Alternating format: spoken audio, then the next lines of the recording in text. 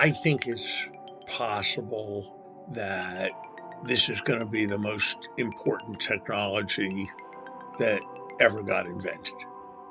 I think that it's a even money chance that when historians write about the second fifth of the 21st century, Russia and Ukraine and Donald Trump and Xi Jinping will be secondary stories, and that the real story will be the dramatic discontinuity that was associated with human-like intelligence being achieved by non-humans. I think that in a nearer term thing, it may not be unreasonable to think that this is to the internet as the computer was to the calculator. The calculator was a very important thing. The computer was a much, much more fundamental thing.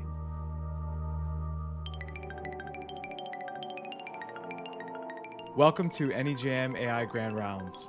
I'm Manrai, and I'm here with my co-host, Andy Beam. Today, we are delighted to bring you our conversation with Larry Summers. Andy, I think it's fair to say that Larry Summers truly does not need an introduction. He's been so influential. He's been the Secretary of the Treasury of the United States, the President of Harvard University, Director of the National Economic Council, and so many other things. And as we dig into the episode itself, he's been a member of the board of directors of OpenAI for just over a year. I've listened to him a lot, but I think this conversation still surprised me.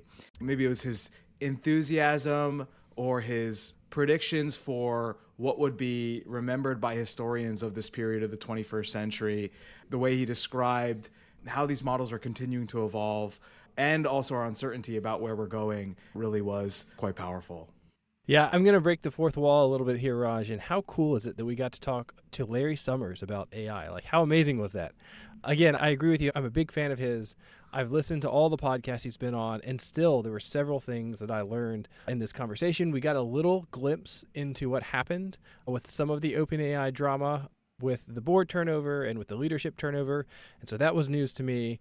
You know, I think you did a great job at asking him about his appearance in the movie The Social Network. And so that was like super great to hear. So much fun. So much fun. So many gems like that in this conversation that I'm excited for the listeners to hear. And again, just like what a treat to get to talk to Larry Summers about such a wide range of topics. Really, really, really fun conversation. Totally agreed.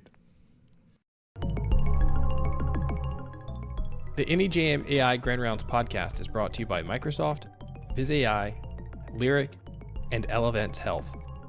We thank them for their support. And with that, we bring you our conversation with Larry Summers on AI Grand Rounds. Larry Summers, thank you for joining us on AI Grand Rounds today. We're super excited to talk to you. Good to be with you. Larry, welcome and thank you for being here. This is a podcast about AI, so please forgive our nerdy question framing, but we always start with the same question. Could you please tell us about the training procedure for Larry Summers' neural network? What data and experiences led you to where you are today? And please take us back as early as you can. You know, we say that we like to start with the initial conditions. I'm the child of economists. My parents were economics professors. I have uncles who were prominent economists. So I found myself writing on a graduate school essay that while some children were taught to believe in God, I came to believe in the power of systems analysis.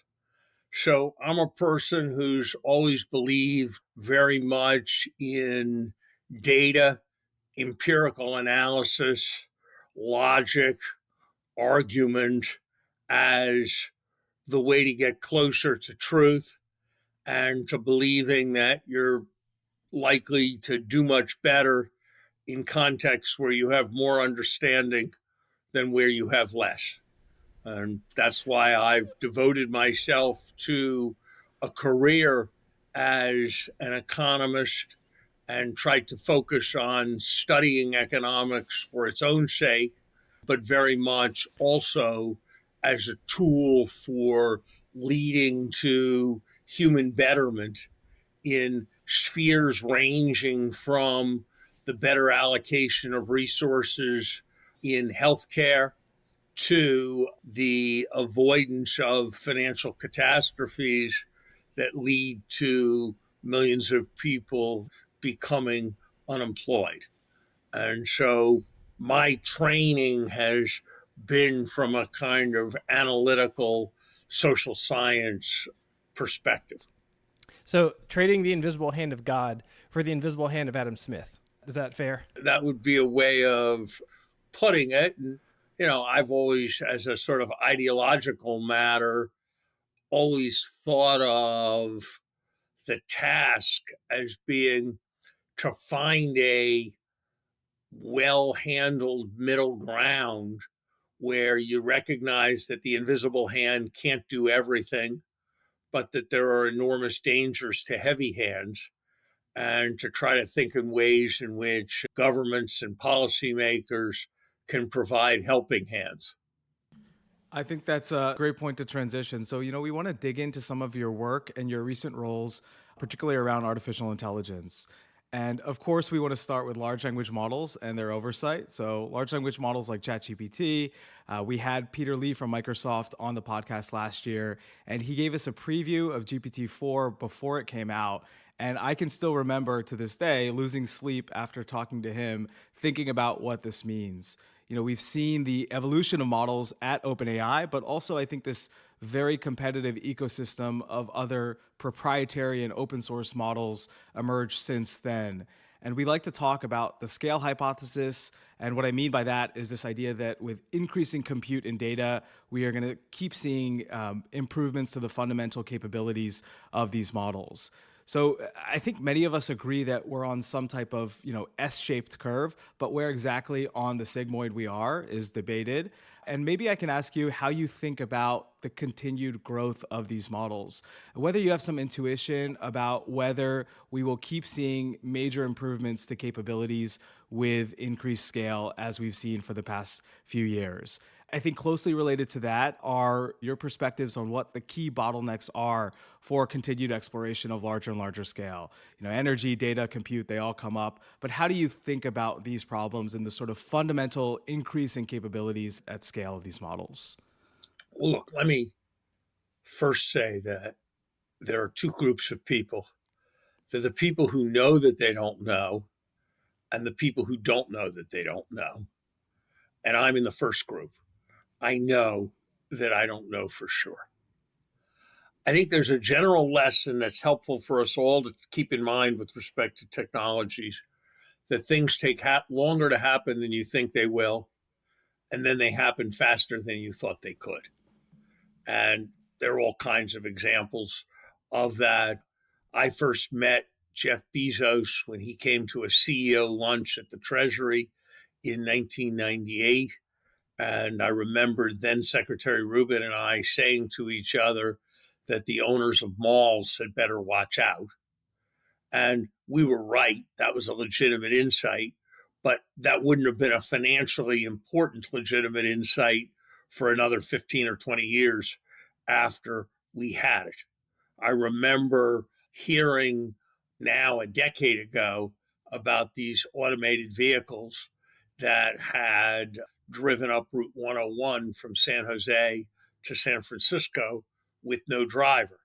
And I would have been surprised at that point if you had told me that no truck drivers have lost their jobs by the beginning of 2025. On the other hand, I'm sure there will ultimately be pervasive impacts. It's been a long time since I read a paper newspaper. And that's another example of a change. But I remember not that many years ago, whenever I wrote an op ed regarding it as an important part of negotiation, whether my op ed was going to appear in the printed paper or only online. So it's very hard to know what the exact timing is going to be. I would be very surprised if, in the fullness of what these kinds of models are going to accomplish, we were past the fourth inning. And I say that because it's relatively early days in terms of the amount of time that there has been since there were really serious models going. I say that because the capacity of these models to self improve is, I think, a qualitative difference from previous general purpose technologies. Electricity was great, but electricity didn't self generate more electricity. Fire didn't generate more controlled fire, but AI is already going to, within a year or two, be likely to take on the tasks that many of those doing the software for AI are now doing. And so that self improving aspect represents a very big change. Could I just maybe dig into that a little bit? Because like what you hear people talk about, especially, like in the Bay Area, is that this is not a technology, it's the technology. Sam Altman has said things like this will capture the light cone of all future value. And so like in what sense should we take that literally but not seriously, seriously not literally? Do we think that this kind of technology is qualitatively different, or it is yet another kind of technology that will increase productivity, enhance human well-being and things like that? I think it's possible that this is going to be the most important technology that ever got invented. I think that it's a even money chance that when historians write about the second fifth of the 21st century, Russia and Ukraine and Donald Trump and Xi Jinping will be secondary stories, and that the real story will be the dramatic discontinuity that was associated with human like intelligence being achieved by non humans. I think that in a nearer term thing, it may not be unreasonable to think that this is to the internet as the computer was to the calculator. The calculator was a very important thing. The computer was a much, much more fundamental thing. So it seems to me there are lots of prospects for thinking that this is going to be very, very important. There are, I think, legitimate questions about what the constraints are going to be, and we don't really know. I think it is clear that there are substantial gains to be had simply from scaling without any innovation in design and without anything more than mobilization of data that has not yet been mobilized. Relative to what people thought a year ago, I would say that a reasonable best guess, as I understand it, is that diminishing returns is likely to come somewhat faster from scaling, but that modifications of the technology to make possible longer chains of reasoning and more human like reasoning processes, I would say any positive surprise in that, I think, has been far larger than any negative surprise in the efficacy of scaling. And I think there has also been substantial progress and substantial surprise in what one might think of as compression or distillation of these models, in which it's possible to do more with less, building on a very large model than one might previously have supposed. I think it's also important to understand that the history of profound technologies is that the initial focus is always on how they can perform previously defined tasks better than they've been performed before. But ultimately, the real impact comes from the definition of new tasks that advance progress. The first cameras, moving picture cameras, were put at the back of theaters to record plays. And then people realized there was much better things to do with moving picture cameras. It was originally envisioned that there'd be a market for only 5 mainframe computers, originally envisioned that there would be a market for less than 1 million phones that people carried around with them. And so I think that we surely have not exhausted what is going to be possible with software that is able to act as people's agents. Can I follow up on something there? I actually am surprised that in your estimation that essentially everything will be footnotes to AI. I think Raj and I tend to agree with that, but I wanted to follow up, like play that forward and get you to help us think about the consequences of that. So if we have human level intelligence, one immediate implication, and you can definitely correct me if this is wrong, is that the marginal cost of everything essentially goes to zero. And I've heard folks like Demis Hassabis talking about the idea of radical abundance in the age of AI, that because we have these super intelligent machines who can do so many things, we will all kind of live in this utopia. But like one thing that I go to is like radical abundance in and of itself is not a purely good thing. Like we have radical abundance of calories, and that has been a public health disaster by some measure. So is there something about the radical abundance idea of AI outside of the safety concerns that we should be thinking about proactively, that having a radical abundance of intelligence may actually have downsides that we aren't really appreciating yet? Sure, look, I think you can overdo this idea of radical abundance. There's still only so much beachfront property. There's still only so much copper in the ground. There's still only so much of a whole range of goods that have some inherent scarcity to them. Some substantial part of what people value is goods that derive some of their value from their exclusivity. Not everyone can go to what's regarded as the top school. Not everyone can eat at what is regarded as the coolest restaurant.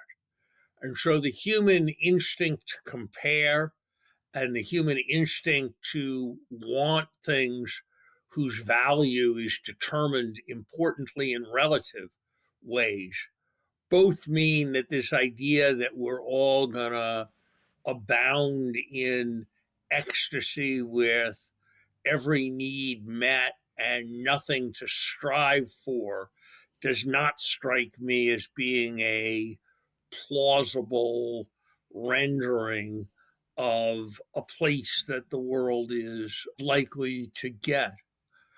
I'm not sure that I don't think the right paradigm for thinking about obesity actually has anything much to do with the universal abundance of calories. I think if you look at the upper 75% of the American population, there was no substantial difficulty in affording an adequate caloric intake 50 years ago, and yet levels of obesity have risen. So I don't think the right way to think about that phenomenon has anything much to do with the abundance of calories. I think it has to do with changes in lifestyle. It has to do with marketing practices and the design of products that are in various ways addicting. But I think linking, and those raise all kinds of issues of consumer protection and paternalism and how society should be responding to all of that. But I think thinking of that as a problem of abundance is not actually a helpful way of thinking about obesity. So I tend to be a person who believes that there should be a strong presumption in favor of things that give people things that they want to have, unless there is a compelling kind of downside. I think there is potentially, my guess is that it is a long way down the road, but I think there are important issues raised by questions of human satisfaction and what the role of work is in thinking about human well being. And on the one hand, I very much think that we should probably be thinking about what it is people are going to do with all that time that is available. I have never seen a systematic study of the experience of those who inherit great wealth and therefore don't need to work to support themselves and indeed can't influence their command over the ability to purchase things very much with any work that they're able to do. And I'm not sure that those lives are on average more satisfying lives than those who are less apparently fortunate in their inheritance. So I think the question of purpose amidst abundance is a potentially large question. I have a bit more reservation about the UBI concepts that some in the AGI community are enthusiastic about for those kinds of reasons. I think that's great. I want to switch gears just a little bit from the capabilities and the implications of the models to their oversight. So I want to zoom in on November 2023. This is just about a year ago. I think I got an alert on my phone that Sam Altman had been removed as CEO of OpenAI. So of course, over the weekend, I was glued to my phone. We're using these models every day as researchers. We're using them in clinical studies. There's pilots, there's big studies that are underway. And of course, patients and doctors are using these models every day, I think at a scale that is still vastly underappreciated. So many of us have come to rely on the technology and they've become central in our lives already. And so particularly in a sensitive domain like medicine and healthcare, this really got me thinking about what this temporary. We know that Sam Altman came back pretty soon to OpenAI and you were appointed to the board of directors. But this really got me thinking about the sort of stability of these corporations, of these companies, as we think about how we can apply these models in medicine and as they're being used. And so you, as part of that period in November 2023, you joined the board of OpenAI. And my question for you is, what made you say yes to that job? Raj, in the wake of the corporate governance transition, I'll call it, at OpenAI, I was approached by the people who were involved in forming new arrangements to ask whether I would take on a position on the board. I think they came to me precisely because I was outside the situation and didn't have extensive prior loyalties in any particular direction and was thought to be someone who could grasp the various issues, both technological and social, and who'd had a certain amount of experience between academic life, the private sector, and government with complex situations. I asked myself really two questions. Did I think that I could make a contribution in this way? And did I think it would be intellectually fulfilling? And Since I answered both those questions affirmatively, I decided to take on that responsibility. And I've been very glad that I did and feel proud of the little bit that I've been able to contribute to OpenAI over the last year. I should say to your listeners that the first thing that the new board did, or that the new members of the new board did, was review in a very extensive way the circumstances surrounding that transition. Millions of dollars were spent, tens of thousands of documents were reviewed, witnesses were questioned for many hours by a major law firm that had substantial experience with this kind of thing. And I can tell you with a extremely high degree of confidence that none of the issues that were involved in the request for Sam Altman's resignation went to anything about the safety or the safeguards surrounding OpenAI products. There were complicated issues of personality between him and members of the prior board that led to that decision. And there was a kind of collective judgment about how the institution could be best taken forward that led to the reversal of that decision. But you needn't worry or needn't have, with the benefit of hindsight, worried during that weekend about the legitimacy or the quality of the products that you were using in your medical work. Got it. Thank you. So I think we want to transition now to the lightning round.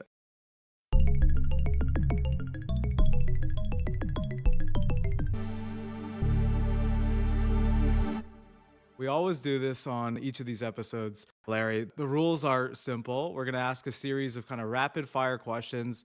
Some are very trivial, some are less trivial. You can decide which ones are trivial, which ones are not. And our only guidance is that we try to have you respond in just 1 to 2 sentences, quick, rapid fire reactions. Does that sound all right? Are you ready for this? Sounds good. All right.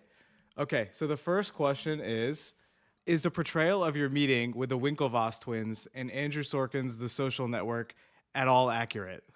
It is not literally accurate, but it conveys the nature of that meeting.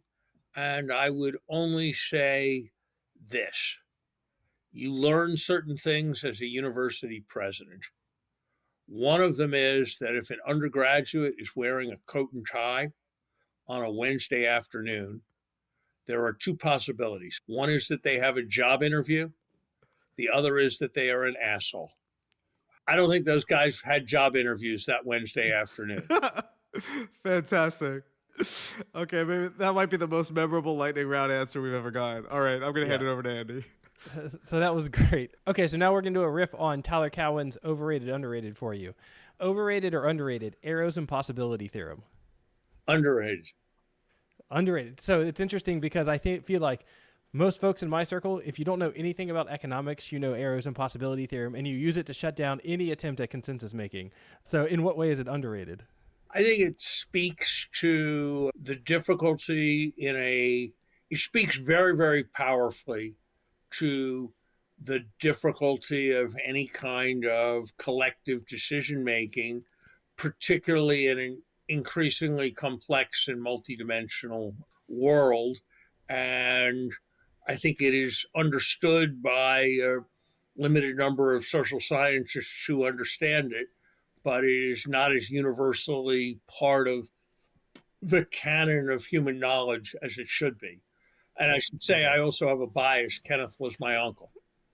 I didn't know if that was family allegiance, but I think that was a very well-stated case for the underrated nature of Arrow's impossibility theorem. All right, the next question. Which is a harder job, president of Harvard University or Treasury Secretary of the United States? president of Harvard University, it's got a lot more politics in it than working at the Treasury in Washington, given the extreme decentralization of Harvard and of universities in general. All right. If you could have dinner with one person, dead or alive, who would it be?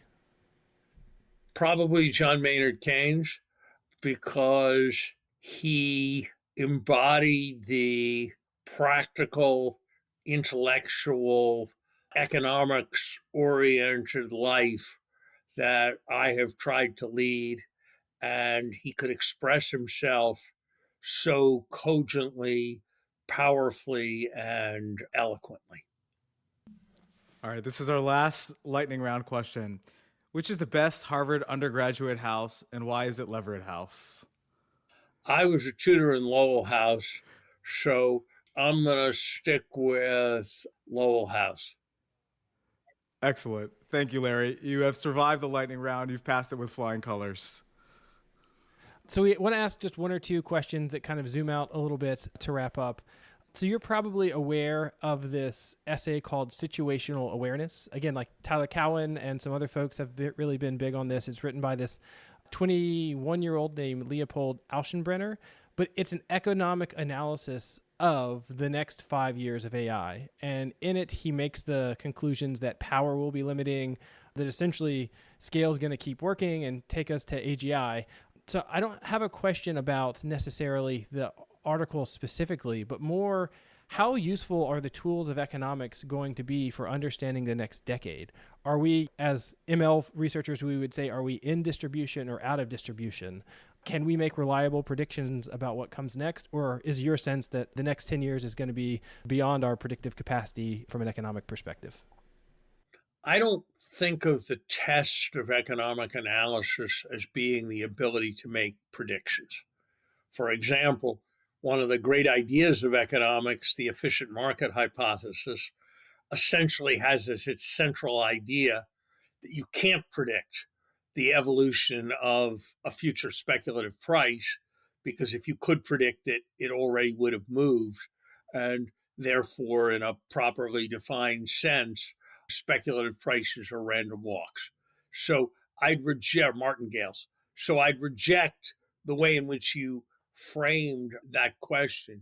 But God, I think the principles of scarce resources, thinking at the margin, recognizing the importance of opportunity cost, understanding that there's no such thing as a free lunch, that incentives shape behavior. I think those principles are going to be as important as they've ever been. The contexts are likely to change in a variety of ways. AI and digital technology more generally promote economies of scale. They promote what economists call non-convexities, and that's going to make the nature of the mathematical analysis different and in some ways more difficult than it has been in the past. It may make the pure invisible hand less effective in getting to the best possible outcomes, but there's nothing that I see that would suggest that economic analysis is not going to have impact. And I would rather expect that with more actors, more perspectives, some of more competition, some of the forces on which economics tends to focus are likely to become more important. While everybody likes to criticize economics, I am struck by how much the other social sciences increasingly emulate economics and emulate methodological approaches that economists take, I think, to their substantial benefit.